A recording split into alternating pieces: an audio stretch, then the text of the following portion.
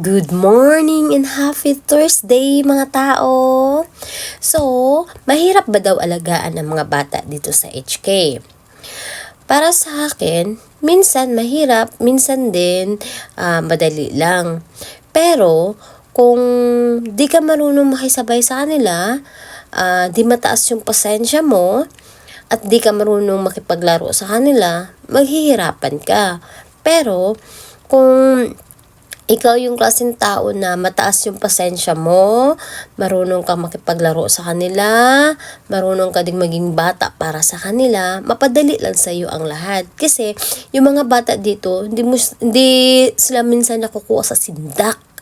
Kailangan ibaba mo yung tone ng boses mo, kailangan mo silang parang bibibibihin, ganun.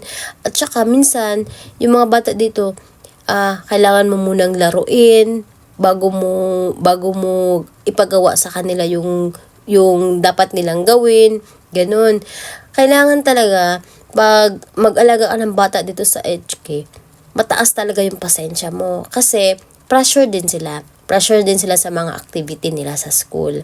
Kasi dito, yung mga bata dito at the age of 2 years old, may mga activity ngayon sila, may mga play date na yan sila, may mga activity na yan sila na ginagawa. At the age of 2 years old, nag-start na yung mga activity nila.